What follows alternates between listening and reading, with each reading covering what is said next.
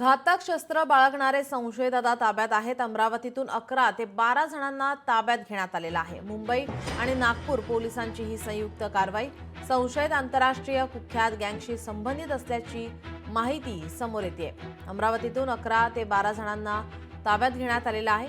मुंबई आणि नागपूर पोलिसांची ही संयुक्त कारवाई घातक शस्त्र बाळगणारे संशयित आता ताब्यात आहेत।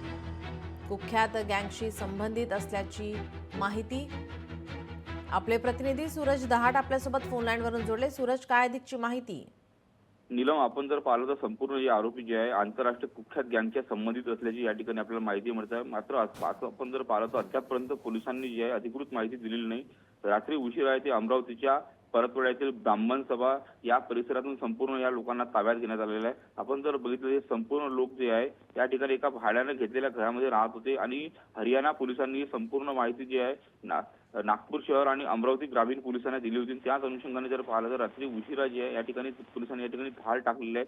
या ठिकाणी जर पाहिलं या ठिकाणी घातक शस्त्र देखील या ठिकाणी या संपूर्ण अटक केलेल्या आंतरराष्ट्रीय गुन्हेगाराकडून जप्त केल्याची या ठिकाणी माहिती। या ठिकाणी पोलिसांनी त्या ठिकाणी कारवाई करायला सुरुवात केली। त्या ठिकाणी हवेत गोळीबार सुद्धा या ठिकाणी पोलिसांना करावा लागला अशी आपल्याला एकंदरीत या ठिकाणी माहिती मिळते। रात्री उशिरापर्यंत हे संपूर्ण जे या ठिकाणी कारवाई चालली आहे।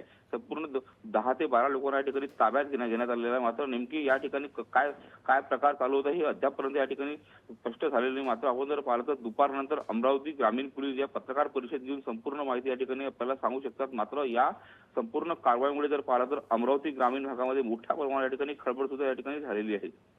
जी, धन्यवाद सूरज, आपण दिलेल्या सविस्तर माहितीसाठी। मुंबई आणि नागपूर पोलिसांची संयुक्त कारवाई घातक शस्त्र बाळगणारे आता पोलिसांच्या ताब्यात आहेत। अमरावतीतून 11 ते 12 जणांना पोलिसांनी ताब्यात घेतलंय।